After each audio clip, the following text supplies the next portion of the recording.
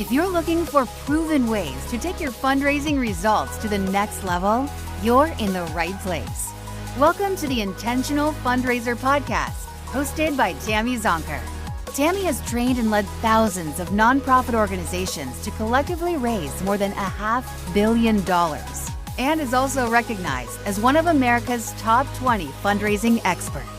This is the podcast where Tammy equips and empowers amazing fundraising pros like you to transform your fundraising so you can transform the world. And now, let's hear from Tammy. We'll start the show in a moment after a word from a few amazing fundraisers about what they value most as members of Tammy Zonker's Fundraising Transformers community. I have had the honor of learning and growing from Tammy. She has really helped us understand how to communicate better with our donors, how to make sure that our mission is at the front line of their decision making, and she has just been an absolute joy to learn from. That's Stevie Shoemate from Chapters Health Foundation in Tampa, talking about how being a growth member is helping her communicate better with her donors.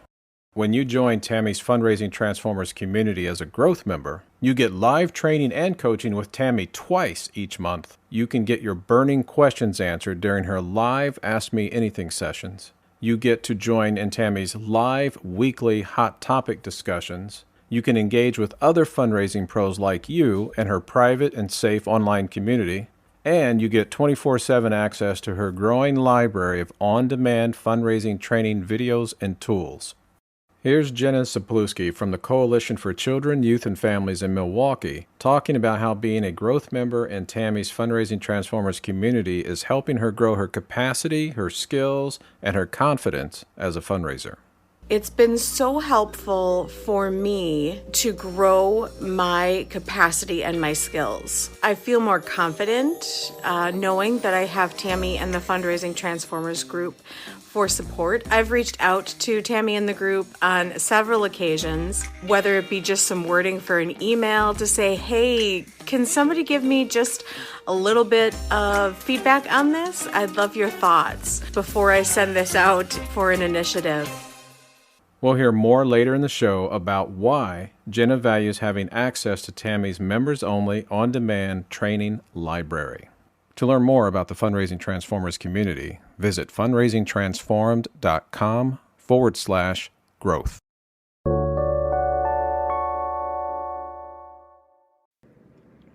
Today on the Intentional Fundraiser Podcast, I'm talking with Tim Sarrantonio. He's the Director of Corporate Brand at NEON1. They're a provider of innovative end-to-end nonprofit software solutions. And today we're going to be talking about the future of individual giving, something that we are all keenly interested in. Tim is an internationally renowned speaker on generosity, technology, and all the trends in the social good sector. After helping causes raise more than $3 million, he moved to providing support for thousands of nonprofits through his work at NEON1. He has spoken at AFP International Conference, the NTEN Conference, TEDx, and holds a certificate in Philanthropic Psychology from the Institute for Sustainable Philanthropy. Tim lives in upstate New York with his lovely wife, 3 lovely daughters, and as he puts it, 2 perfectly fine cats. Yeah, they're all right. They're okay. Welcome to the show, Tim. Thank you, Tammy, for having me. Thank you. Yeah, well, it's our pleasure. So, Tim, when we talked at the AFP International Conference in Las Vegas this year, you had a hot, off-the-press NEON1 report titled Donors. Yes. Understanding the Future of Individual Giving, which is phenomenal. Like, I've already dog-eared it. I have it digitally and in print. I mean, it's an incredible resource. Well, thank you. It's already out of date. Yeah, such is the nature of research, right? I mean, we can get into that, and that's kind of not only an intentional choice, but kind of how we approached it in the future state too. So, yeah, makes sense. So the report aims to answer the question, where is individual giving going in a post-pandemic world? Tell us about this exciting report and the research behind it, and really what NEON1 is seeing for the future. So kind of touching on what I meant by it's already out of date is one of the things I started observing is that there was a lot of stuff being published, a lot of digital ink getting put out there, so to speak. But when the pandemic began, everybody, one, didn't know what to do. And two, in turn, when our sector specifically for the nonprofits started getting advice, it was based off of information that was from 2019 at best, maybe January 2020 at best. So when I kept seeing this and I kept seeing advice on both sides of the digital versus, you need to just keep doing direct mail or stop fundraising, all that type of stuff, all this weird advice that kept coming out. And I said, well, what's the actual reality here? Because we live in a media environment where it's hard to understand what exactly truth is. And so I said, okay, how about I just read literally everything that's come out as much as possible, books, journal articles. I went back and got my JSTOR account reestablished, like the whole shebang, blogs, PDFs from companies all over, interactive dashboards, whatever, right? So much. And so that was around July 2020 or 2021 rather. And so I said, okay, let's synthesize this because this is a lot. And that's what I kept hearing even from people who are tapped in like you, Tammy, who are like it's your job to pay attention to this. Everyone was just like, it's too much. So I said, okay, what happens if I build one report to rule them all, so to speak, answering those questions of who, what, when, where, why, how. Be a good detective about it. Yeah, like the Rosetta Stone, I think. Mm-hmm. Exactly. Just got to try to find it, right? And so that also held true to a few core things that I think are important that in turn Neon One tries to keep as a kind of their brand values, which is like authenticity, making it actionable, and making it accurate, right? It's got to be useful, it's got to be easy, and it's got to be something that like works. And so that's kind of how we did it. So if somebody like Bloomerang or Blackbaud put out data that was good, well, guess what? We're going to talk about it. A lot of times those get suppressed. That gets through the review process because I'm in marketing, right? I know how these things work. And so it goes through the review process and it gets cut. Nah, I think let's just like link to another thing, right? Right. So that's kind of where it came from, but we wanted to focus on just that core set of questions around individual giving. So grants, foundation giving, those are things that definitely had their own trends, but that's not what we talked about here either. So that's a meandering answer for you. I love it. And I just want to distinguish really how generous, to essentially publish and talk about research data from essentially your competitors. Yeah. Right? Because Neon One, your colleagues are committed to the greater good. Mm-hmm. And I just want to acknowledge that because I think speaks to the quality and the character of you and your organization. The reality is that the vast majority of the nonprofit sector, 97% making under $1 or $5 million total, right? The real enemy isn't somebody that's from the outside, a competitor, even in business to call people enemies and stuff is weird, right? So like that, but some folks do take it that way. The real concern, the real enemy is the apathy that's happening outside of the sector toward the sector and things like e-commerce usage for Netflix and Disney Plus and things like that, where that's where the real concern is. It's not the internal nonprofit tech space. So whatever, they do their thing. For me, when I look at it, it's like Jeff Bezos is going to take your donors' money. It's going to be Elon Musk. He's going to suck up that thing with whatever weird thing that he's come out with. And we're going to then hear through perhaps things like effective altruism that, nonprofits aren't as efficient as they can be in delivering good. And it turns out they are. They are.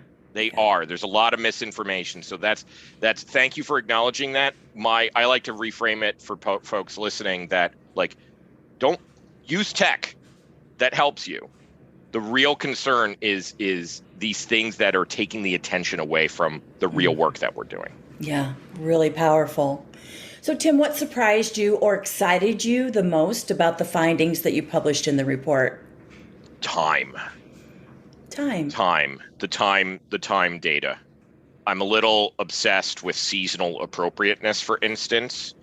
We had a big argument on whether it's okay for pumpkin spice lattes to even be sold now, and this is being taped in August. So no, the answer, it is not. And I try to teach my kids seasonal appropriateness. So I think about time a lot, and there's also time in the day, right? And so in the report, we looked at when donations are coming in, and we have that information from the Fundraising Effectiveness Project that has Bloomerang data and Donor Perfect data and Neon One data and Keela data. And that's always where my thought process starts, is the large aggregated data set as opposed to our stuff. But if we can't get it, then we have a lot of great information internally, $2.2 billion in analysis from 2021 alone that we can draw on. Wow. Pretty good. So time is one that calendar year we can look at for Fundraising Effectiveness Project data. We know the date that a gift came in and the amount, and if it's a unique donor or not. So that's how we get industry retention rates. But what time of the day an online donation comes in, Fundraising Effectiveness Project is not going to tell you that. So I asked, when are people giving online? Because I had a theory, Tammy. I had a theory that people would be getting buzzed and we'd see a spike on a Sunday because they checked their email or they saw their friends on Facebook or something like that posting during the game. Because heck knows I've done enough sports betting charitable off the cuff events for Super Bowl that it's well, maybe there's other people like me. No, there's not. There's no one like you. There's no one like me, but so most people are donating at 11:30 a.m. on a Thursday. Amazing. But here's the fascinating thing. Remember, if I'm worrying about the guardians at the gate of the e-commerce world and the venture capitalists coming in and the tech bros coming in and saying, I know how to be better at fundraising than you, it means that I need to study that too. When are most people, and this is pandemic related data, when do you think most people are doing their online e-commerce shopping? Yeah, 11:30 a.m. on a Thursday. So what that tells us is know what is activating people that will capture their attention, but we have the leg up. This is what I always like to say. The other things that I learned through Institute for Sustainable Philanthropy, chapter 5 is basically an existential chapter of looking in the mirror and saying why. And the human brain is wired to give. We are inherently generous as humanity, right? That's why philanthropy means love of humanity, right? And so that means that we have an advantage biologically over e-commerce. If we can make the experience pleasurable, then people are more likely to give their money to us psychologically, biologically, than do I really need this other trinket that's being thrown in front of me? Right. And we likely get a bigger boost of oxytocin, those feel-good hormones, chemicals rushing through our body. Correct. When we make a gift to change a life versus, a new hand mixer. Regardless of your income, University of Michigan's data panel that looks at the demographics across a wide variety of items, what they found is that regardless of your income, you're giving to charity. Mm-hmm. A portion of your annual revenue, even at the lowest levels of income in the United States, people are giving to charities. Not, there's still great things like mutual aid that can sometimes, in an emergency especially, be very impactful to get money to versus a little bit slower bureaucracy. We've seen this in, places like Haiti, for instance. But more often than not, if you're looking for long-term institutional change, the nonprofit space is the best place to put that money. It just reminds me of something else I read in the study. I mean, you talk about how we are hardwired to give, and most people, households, are giving households. Yeah. And it was fascinating to me when you looked at demographics like race, that people of color, specifically, I think it called out African American or Black folks, give a greater percentage of income than Caucasians, which kind of flies in the face of some of the stereotypes we've had in the sector. Well, and that's, Black families give more than white families per capita. And that's from the Federal Reserve directly. So that's one of the things that helps, is that the data is the data, right? Yeah. So one of the things that we did in the report was also invite voices from outside our company to round out perspectives that we might not bring or know about. So Sabrina Walker Hernandez, for instance, fantastic consultant, does a lot of different work, but she wrote about Black philanthropy in America specifically. And that book ended the why chapter. So we actually even put the report's first chapter out without needing to enter an email or anything like that. Got to enter the email if you want the whole report, right? Like Timmy's got to pay his bills somehow. So I got to get some numbers there, folks. But ungating content is important to us too. A lot of people force you to have to enter some sort of transactional email situation in order to get stuff. So we put the first chapter out, and I was really happy it was that chapter in particular because it was the demographics chapter.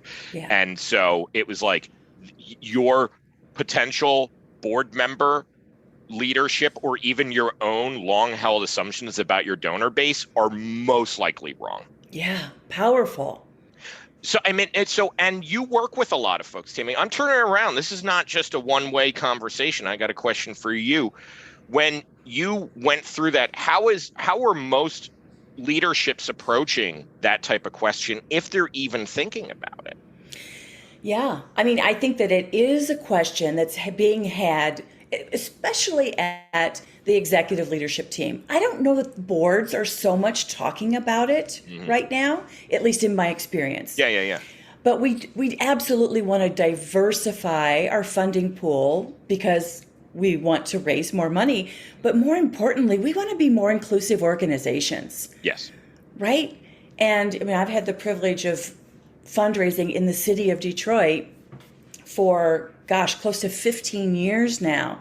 And of course, Detroit is, the city of Detroit population is like 86% African American or identify as Black.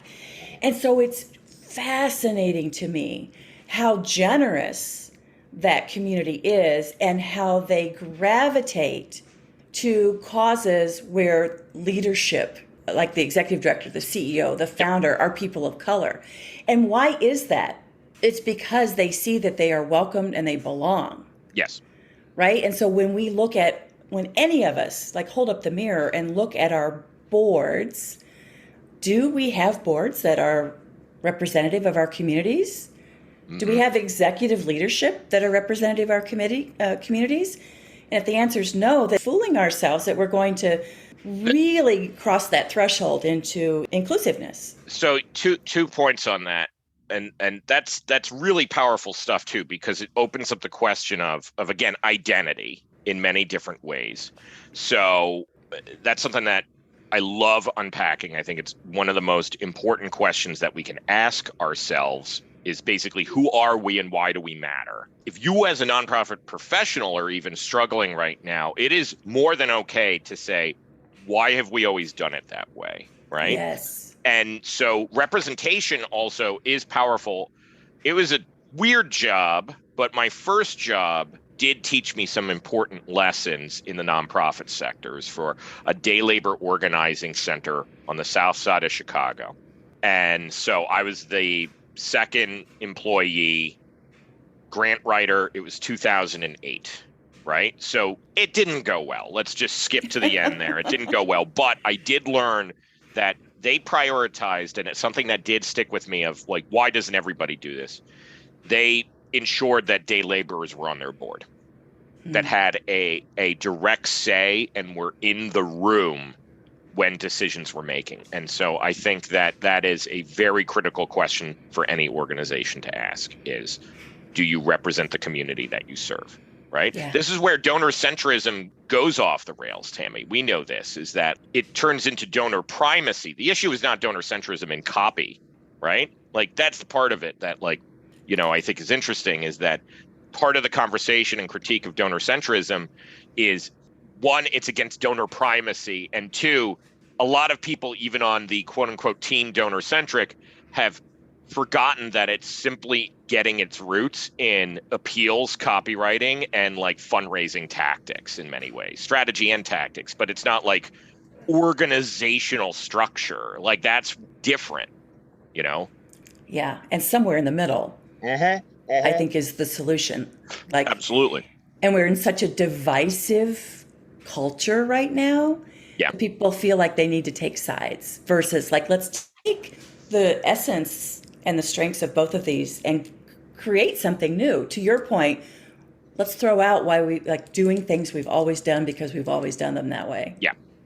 It's a great time to do that, and it's a great time because donors are paying attention to it too. That's another important point, is that they are looking for that community. They are looking for that cooperation between different nonprofits on projects. We saw some really powerful things. This is actually where it is interesting to think about the larger trends, because us fundraisers, from the events people to major gift officers, like even the corporate folks, we forget that there's the whole program and foundation world, right? Yes. The small shops, they know, like, I got to hustle for this grant and I need to go ask this donor for a gift. But especially you get to slightly larger organizations and they're a completely different department.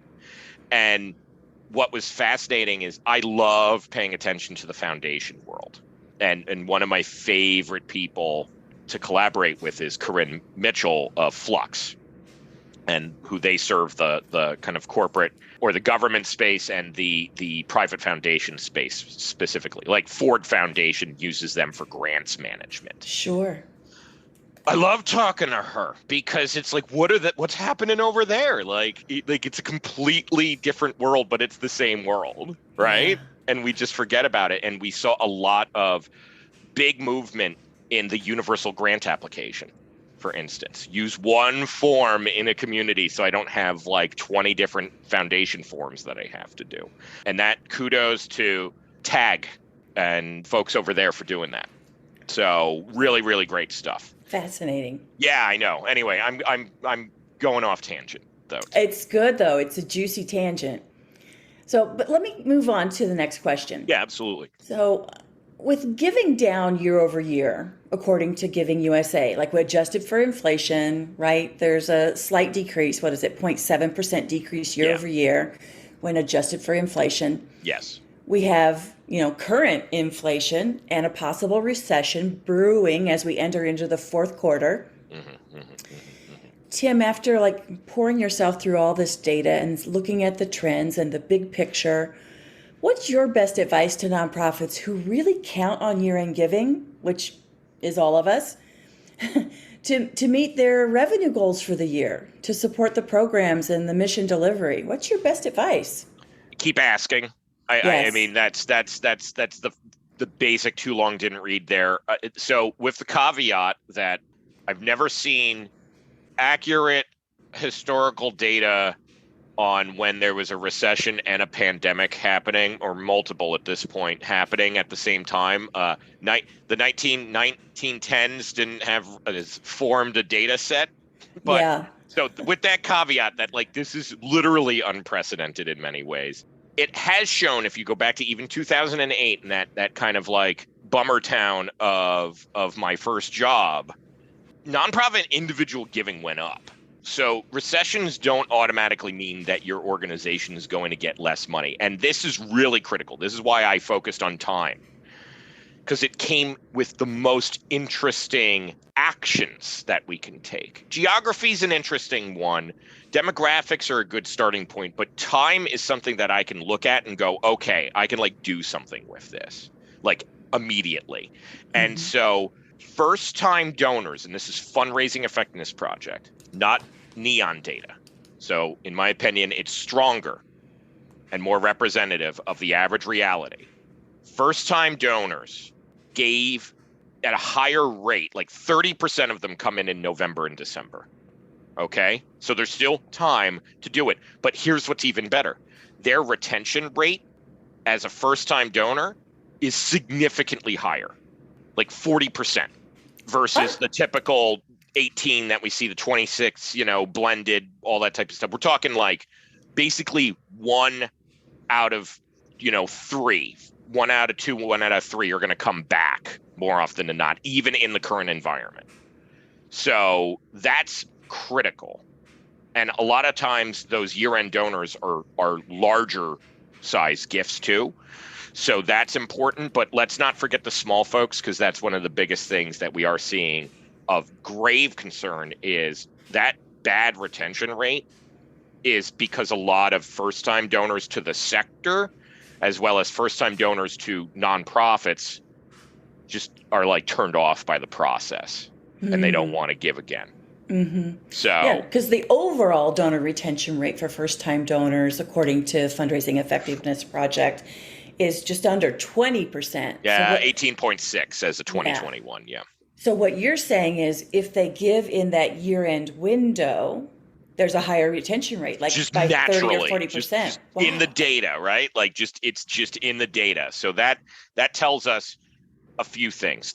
You can make some assumptions. So there's a bit of an assumption here, but I think a lot of this is strongly correlated with communication cadence. And so one, if you think you're sending too many emails, you're not. You're just sending bad emails. And same with direct mail. It's not that the communication is too much, it's that the communication is not personalized. Yeah. Wow. I mean, that deserves a pause, right? I mean, when I work with clients, I talk with them and I say, write to your donors like you're writing to your grandmother. Yes. Like so much love, so personal. There's no on behalf of, right? Like no formality, and just gratitude and impact and stories and personalization, to your point. I'm not going to call them out by name, of course, but I did get an email from an organization to my personal account. And they said, we'd love for you to join us at so-and-so event coming up. Like, please commit and be part of the honorary committee. And I looked at the form and it said platinum, gold, and it had a $50 difference. And I wrote back and I said, what's the difference between the two? Because now I'm not being asked to be me, Tim Sarrantonio. I'm being asked to be part of this honorary committee thing. Like, this is an identity. This is like a really weird identity thing where it's like, Tim wasn't asked. I'm being asked to join a thing that I don't identify with. So I immediately entered into it from a transaction standpoint as opposed to a love standpoint and said, what do I get? And he wrote back like, well, your name is under that thing. And I said, is there anything else? Like, is it just the $50 and then I'm on this thing versus that thing? And she's like, but if you commit by tomorrow, then you can get in the book. And I'm like, I just didn't respond. But like, that's what we talk about with personalization is what is going to make me perk up and say, this is for me. Yeah. Not a transaction. It is funny. You should name the grandmother thing. My mother's birthday's on Saturday. And so I had the kids sign the Hallmark card that I bought in New York City's Duane Reade. And I remember John Lepp's thing about in creative deviation slightly make the stamp crooked. And so when I put it on there, I was like, it shows a human did this. And then it's going to be so obvious when she opens it up because of the 7 and twin 5-year-olds who like scribbled all over it. Oh, beautiful. Yeah. And that's exactly how we should engage our donors. Because your mom won't throw that card away. Right, she's going to save it. It's going to be in a drawer. My mom might throw. Okay. but more often than not, Tammy, yes, the typical, and that actually is an important thing because we always get so hung up on the outliers. And we have a little bit of an internal value system at Neon One that our CEO, Steve Kreider, put together. And it's basically like, we call it 80-20, right?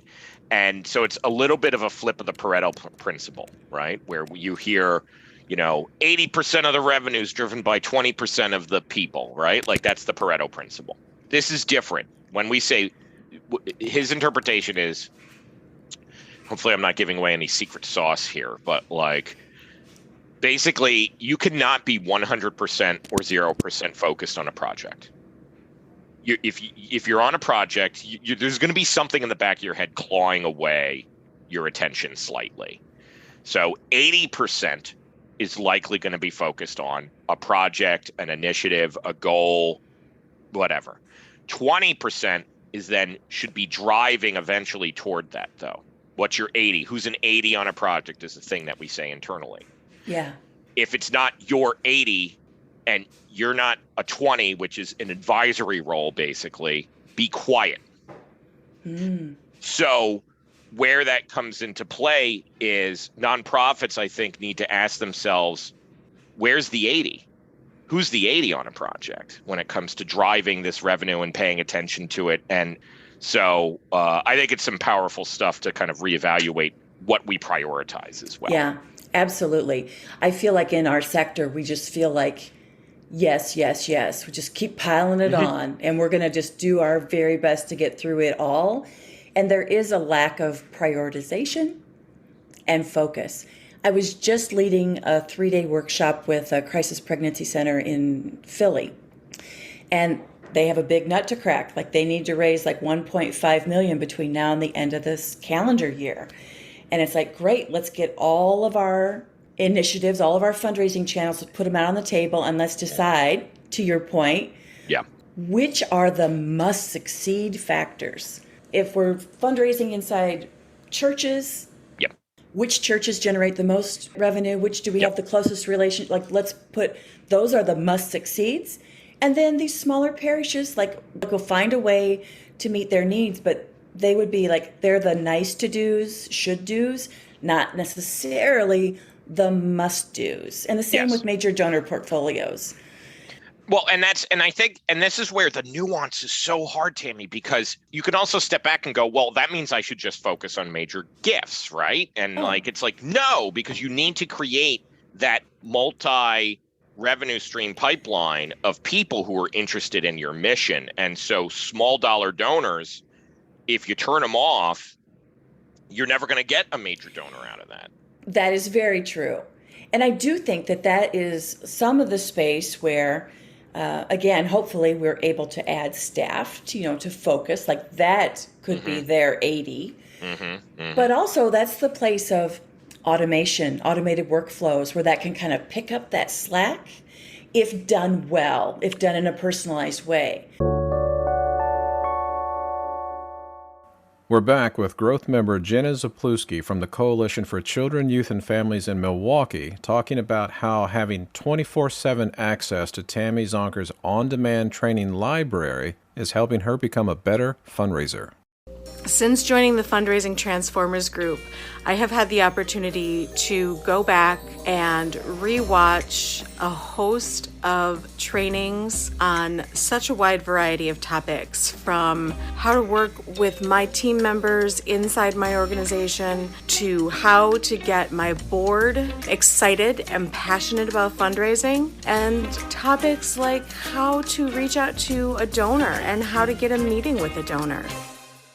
Here's Stevie Shoemate from Chapters Health Foundation in Tampa, sharing that as a growth member in Tammy's Fundraising Transformers community, you're never alone. How members of the community support one another by sharing resources and lessons learned to help solve tough fundraising problems. You oftentimes learn from other people across the entire country, which is really nice because it helps you understand that you're not alone in your fundraising challenges. I was just sharing with someone the other day that it really helped me feel like I wasn't the only one experiencing these challenges, knowing that someone from New York or New Hampshire or Texas, people all over the U.S. with varying communities and different fundraising strategies, we're all in this together. At the end of the show, we'll hear why members enjoy learning from Tammy and what you can expect when you join as a growth member in her Fundraising Transformers community.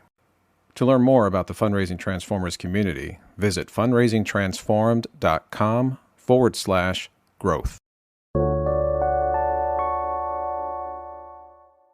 So I want to pick up on something you said earlier when we Sure. were talking about mom. Mm-hmm, mm-hmm. So we must get a whole lot better at understanding our donors and meeting their needs, to your point, at every gift value. So talk to us about the role of donor surveys and personalization through journey mapping as tools to meaningfully connect with our donors. So kind of the philosophy that I've been trying to develop on the intersection of donors, fundraisers, and technology, to your point, is that there's three main rules to it that help address the question that you just asked. So rule number one is you focus on people, not their money. Yeah. Right? That's rule number one. If you listen to this podcast and you only get one thing out of it from me, that's the one that I want you folks to get. Focus on people, not their money. But number two is that you should prioritize the experience of that connection. So that's where the donor journey mapping really kicks in a high gear. And then rule number three is technology can be an accelerant to it, but should never get in the way, right? Mm-hmm. Like, don't rely on an email when a phone call will be better. Yeah.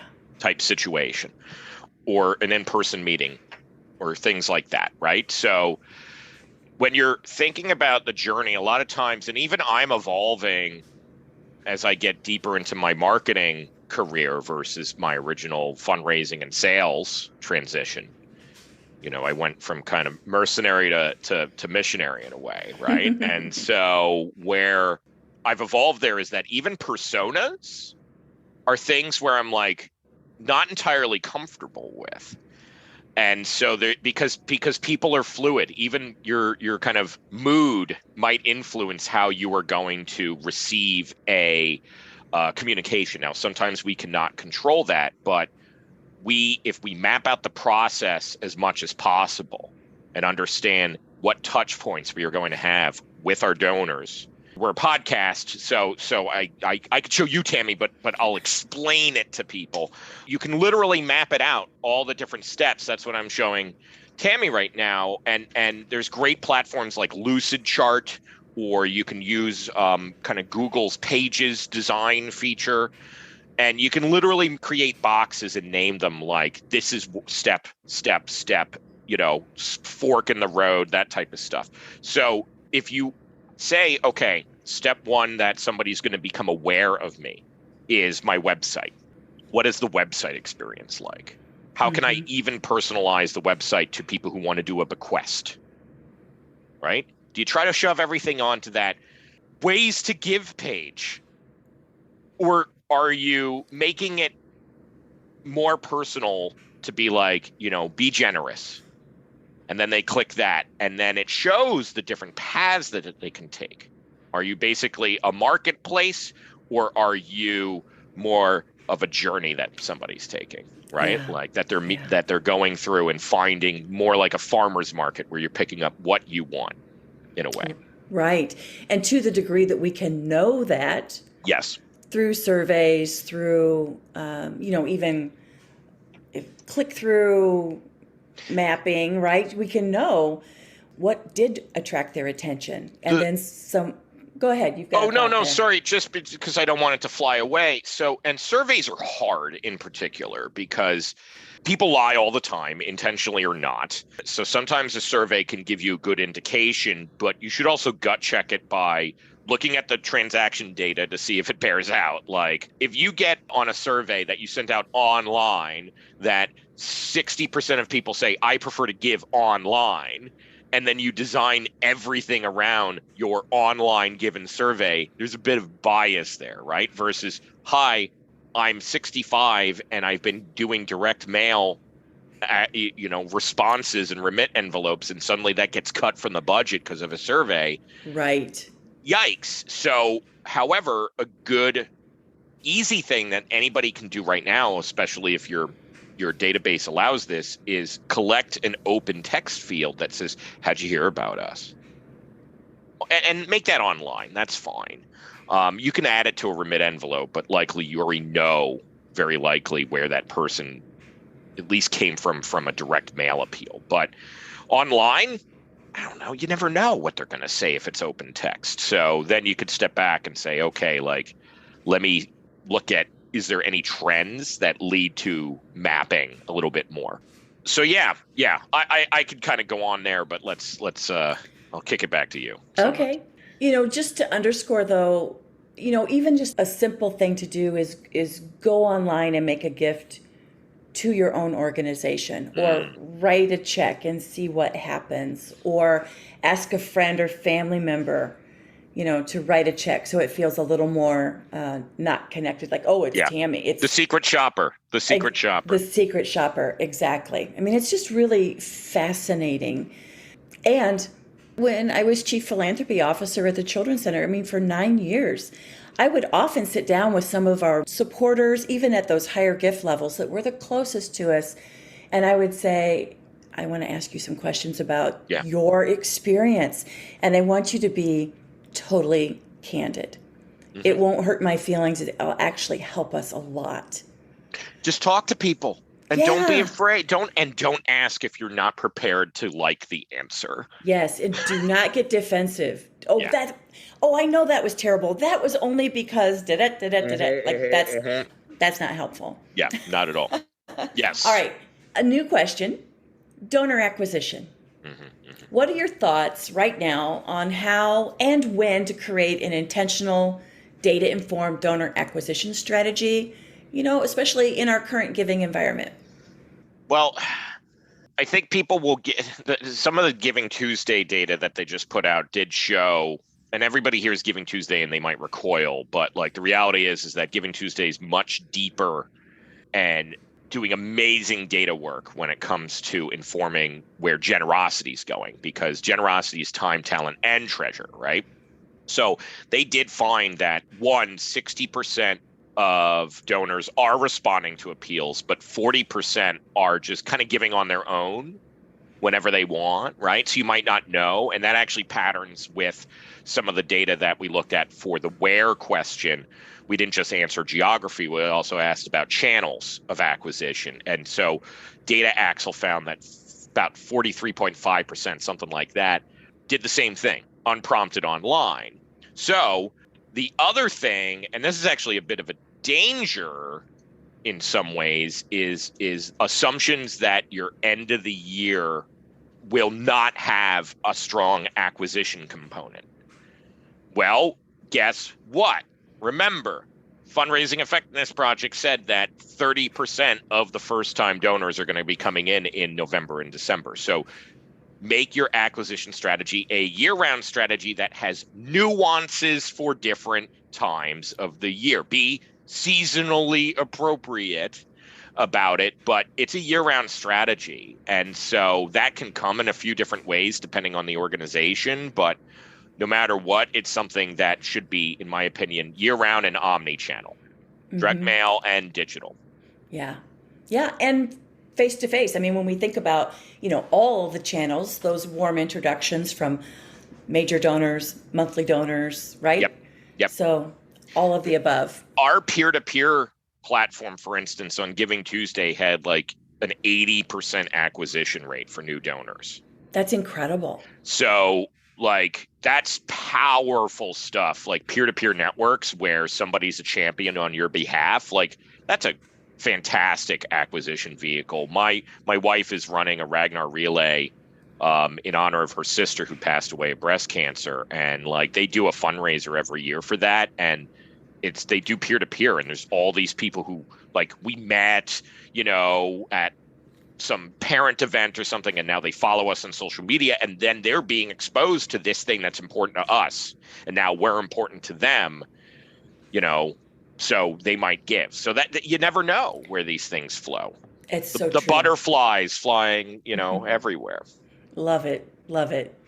Well, lastly, Neon One is cooking up some very exciting offerings, like really something super exciting. Yes. Tell us about Generosity Exchange, Oh, what it is, and how our listeners can benefit from it and learn more. well, thank you for asking about it. It's a passion of mine in particular, because Generosity Exchange is a 2-day, as of now, virtual conference. But we try to make it where it's an experience. A lot of times people, they attend the Zoom thing, they sign up for the webinar, they say, I'll watch that later. They don't watch it later, and it's not going to stick with them, right? And I also don't want a situation where people sign up for newsletters. They say, I'm on every single newsletter, and then they don't make it actionable. So want to make it easy, actionable, and an experience. And so GX22, hashtag GX22, if we go that route, is 2-day virtual conference, and we talk about kind of 3 primary things: donor insights, fundraiser support, and technology. That's kind of what it's all about around individual giving, but we got some other fun things that we have cooking up. So our keynote speakers, Edgar Villanueva. Wow. And Denise Barado. So he's going to be having a keynote conversation. That's why we call it Generosity Exchange. There's a lot of interviews. There's a lot of opportunity for people to interact, chat, get hands-on workshops, that type of stuff. We even have a premium workshop with Michael Buckley of the Colo Group on December 13th as a premium add-on to this October 19th, 2022 event. We're going to do a day-long workshop on donor retention. And you get a swag box with the premium stuff too, but we want to make it that it's affordable, accessible for anyone, so you can register for free. It's just the goodies come with the extra ticket. So it's not a requirement. You get the recordings and all that type of stuff, but really excited about it. Really excited. Well, I'm excited about it too. In fact, I just got my, they upgraded the premier ticket this morning. So cannot wait. Yes. Awesome. Yes. Oh, very cool. Very cool. Well, I am just so thrilled with what we have cooking. And I know you and I are cooking some stuff up too, but GX is a good way to kind of say, look, I want to be primed to think differently about fundraising. And you don't have to use Neon One products to benefit from it. But for any users, there are some really cool things that are going to be announced there too. So got to say that. Very excited. So at the end of each episode, I like to ask a few rapid fire, insightful questions. All right, let's do it. You ready? Yes. All right, number 1. What's the best fundraising advice you've ever been given? I would say that the thing that sticks with me the most is Professor Jen Shang during the Institute for Sustainable Philanthropy certificate course, which I cannot recommend enough. Agreed. It's so good. And so a big item that has influenced what happens at our company is focus on people, not their money. Focus on people, not their money. Remember, if you remember only one thing from our podcast, it's that. And so it's so powerful in its both simplicity but depth. Yeah, it is. We should make T-shirts up. I'm just writing this down. We should. We should. Well, guess what? Generosity Exchange, Bonfire, the T-shirt company, fantastic folks over there, are sponsors of it. So there we go. Love it. I've been trying to get fundraising slogan T-shirts. So yeah, let's do it. Let's do it. Tim, what book do you recommend to our audience and why? Okay, this is a hard one for me. So I have an extensive library. I'm a Luddite when it comes to books. And it's funny because my father's an author and he is Kindle only. I have to order books. I just have books all the time. So I'm going to do 3, if that's okay. I love it. I have them right here. For nonprofit sector specific, I'm going to recommend Dollar Dash, The Behavioral Economics of Peer-to-Peer Fundraising by Katrina Van Huss and Otis Fulton. There's a lot of great books in the sector, a lot of great books. It was hard to choose between this and Hooked on a Feeling. But I'm going with Dollar Dash because of the behavioral element and impact that peer-to-peer can have. Because if you figure out one-to-many, you easily can then figure out one-to-one. Yeah, beautiful. So that's that one. For brand development, Marty Neumeyer's The Brand Gap.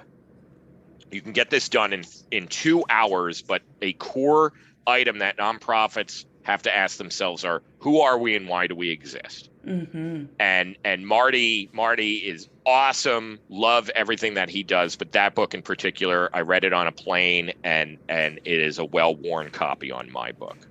I'm going to be talking a lot about brand in the nonprofit space, because I think that's the next round of analysis and sophistication, is that fundraisers need to become better marketers, actually. Mm-hmm. And then the final personal development one is I do like The Obstacle is the Way by Ryan Holiday. So it's a little bit of a reflection on stoicism.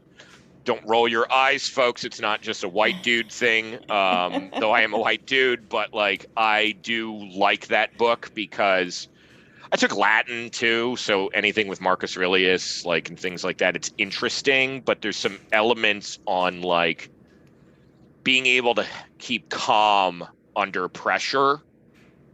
That's helped infinitely to kind of ground myself in like, there is a bigger purpose than just me here. And so that's helped. So those are my 3. Excellent. I love it. And I love that they're in 3 distinct categories. That's so you, Tim. That's so me. Thorough, strategic, clear. Love it. Thank you. Oh, that's a high compliment. It's intended to be. Mm-hmm.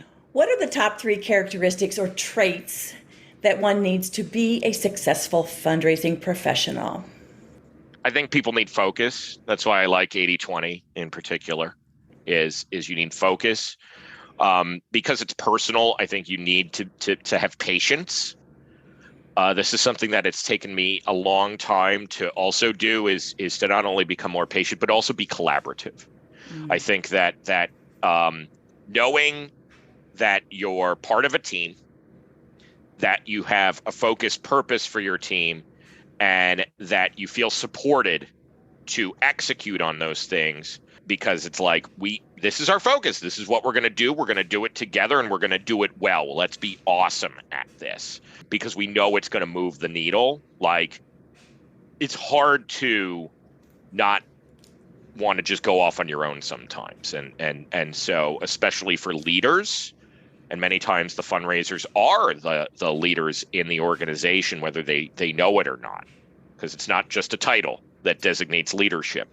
It's the ones that say, you know what, I'm going to bring you along with me. And that's something that I've had to struggle and learn, especially through the pandemic, right? Like, it's harder to convey sometimes when you're not in person. Mediums like this are great, Tammy, but I know that we'd have a much different type of conversation if we were in person. So to be able to have that emotional intelligence virtually it's been a learning curve. Mm-hmm. Such good response, such good insight. So this one, you might have just a teeny bit of a bias. What's your favorite fundraising tool or application? Okay, so yes, of course I have a bias for Neon One. I'm not only a member, I'm not only the president, I'm a member, right? Like, I use it for a few nonprofits. So let's try to not talk about us. In the sector, I think the secret weapon, and this is going to be drawn from Rachel Muir, the secret tool that you are not using is your ability to text a donor. So what I want you to do, and this is all Rachel, but if you're listening, she's amazing. So we had her at our Dream Big Summit, which was all about creating generosity experiences, right? Like, another important book, by the way, Thinking Fast and Slow by Daniel Kahneman, right? And so Too Long Didn't Read is like peak end rule. This is another thing that I think is an important item going back to the donor journey, is remember that people are not going to remember the average of an experience, right? Like we said a lot of great stuff in this, folks, in this podcast, but you're really going to remember one thing, and I bet I know which one, and how it ends, right? That's the peak end rule. So Rachel said, in a room full of people, take out your phone, go text a donor, and thank them right now. So do that. Yeah. Do that, pull it out, and do it, and then tweet at Tammy and tell what happened, basically. Please. Yeah, do it. Love it. So yeah, I would say that's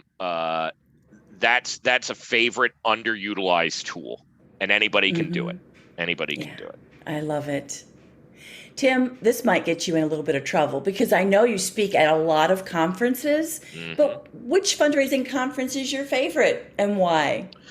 I love the local stuff, if I'm going to be honest. So there's a really great industry conference, but only like 150 people can go. So I'm not going to say that one. It's Confab, which is from the National Council of Nonprofits. And everybody walks up and says, hi, I'm Montana, because it's really only the state associations that represent, hundreds of thousands of nonprofits. So I love going to that. But for individual fundraising, nothing beats that local touch. Nothing is more fun to go. And especially where I live, I'm part of the AFP Hudson Mohawk chapter. And so to be able to go to their philanthropy day, I pitched a new session that I'm very excited about. And I know I'm going to be able to tailor and personalize it because I live here. And I love going to that in other areas like New Orleans or Virginia. I went to Richmond for VFRI, and that ability to say and ask what's happening here. Because people might raise their hand in my presentation and say, that doesn't happen here. And I go, that's great. Tell me about that. Yeah, open up. So this is how we learn.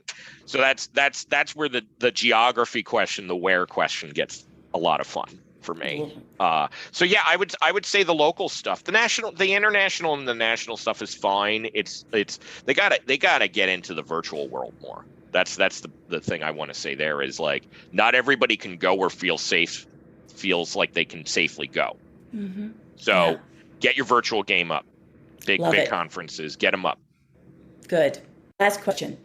Knowing what you do now about fundraising, what advice would you give your younger self who's just starting out in the profession? It's almost like Better Call Saul just wrapped, and they reflected a lot about time. Like even H.G. Wells' The Time Machine, there's a scene, no spoilers, that relates to going back, right? And so one of the characters in a scene says, that's just a regret machine, basically. So that's always hard now to reflect on that. What would I tell my younger self? Because it could have a butterfly effect and impact. Do I go and dump $90,000 into postdoctorate degree path that isn't going to pan out, right? That's because that was very hard to live through that. So I would say enjoy the journey. God, this is the 40-year-old. I mean, what? That's come on. But I sound so cliche, but it's it is. I have young kids, and it's so hard some days to not feel guilty working and not just playing with them. But at the same time, it's kids can be boring. They're just going to sit there and watch TV. I'm not contributing to anything. So it's that push and pull of what does enjoying the journey actually mean? Sometimes it's for yourself, sometimes it's for others. And so just recognize the difference. Yeah, very good. Well, Tim, thank you. Thank you for joining us and sharing your incredible insights on the future of individual giving and a whole bunch of other things. Yeah, I know. We got too philosophical for this early in the morning. Oh, I love it, though. Well, so we'll definitely include a link to download the full Neon One report on giving in the show notes. Love it. If you want to learn more about Neon One, check out their website, neon1.com. We'll include that link as well. And where you can follow Tim and Neon One on social media. We'll certainly be including a link to learn more about Generosity Exchange. Thanks for listening to this episode of the Intentional Fundraiser Podcast, and keep on transforming your fundraising so you can transform the world. We're back for a final word about Tammy Zonker's training style and what you can expect when you join as a growth member in her Fundraising Transformers community.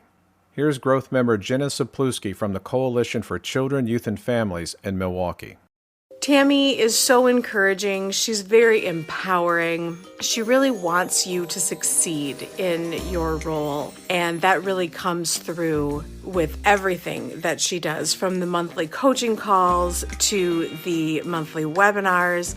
The guidance I've received from Tammy and other members of the Fundraising Transformers group has always been so constructive, so beneficial, and you can tell everyone in the group wants everybody else to succeed, because we all know what a challenging job it can be to fundraise for our wonderful causes and our organizations. You may be asking yourself, can a growth membership really help me improve my fundraising results? Is it worth my time? Laurel Grow from Phoenix Family in Kansas City shared that her organization increased charitable dollars raised by 132% since joining as a growth member. Becky Chambliss from Awake in Anchorage, Alaska shared that her organization increased donor retention from 13% to 69% in about a year using what they learned from Tammy's training. And growth member Amanda Johnson from Multiplying Good in Indianapolis shared that her organization exceeded their annual fundraising goal by 104% and grew overall giving by 13% in 1 year by applying lessons learned from Tammy as a member of her Fundraising Transformers community. Here's member Stevie Shoemate again, sharing how she and you can grow your fundraising skills as a growth member of Tammy's Fundraising Transformers community. This is the first fundraising role that I have ever been in before. So at 30 years old, I'm kind of wondering, well, how do I rocket launch my fundraising expertise? You learn from Tammy Zonker. That's what you do. Become a member of the Fundraising Transformers community. To join our live monthly training and Ask Me Anything sessions and get access to our growing library of on-demand training videos and tools and share lessons learned with other fundraising pros like you in our private and safe online community, visit fundraisingtransform.com/growth, click join, and get started today. That's it for this episode of the Intentional Fundraiser Podcast. If you like this podcast, subscribe and download each episode on your favorite podcast platform. Share it on social media with the hashtag #TheIntentionalFundraiser and tag me, Tammy Zonker, and you'll be entered into a drawing for some great swag, books, and courses. And if you like today's show, you might also be interested in becoming a member of my Fundraising Transformer community, where I go live twice a month with my members with fundraising training and group coaching to help transform those fundraising issues that keep you awake at night, where I pull back the curtain on how you can take your fundraising results to the next level by teaching ways you can improve your development operations, create a results-driven, donor-centric development plan, strengthen donor relationships, improve your donor retention rates, and build a raging monthly giving program and a successful major gifts program, and how you can approach each day to ensure you'll perform at your highest level so you can be the best fundraiser and the best person you can possibly be. Thank you for showing up and for having the courage and determination to transform your fundraising so you can transform the world. Bye for now.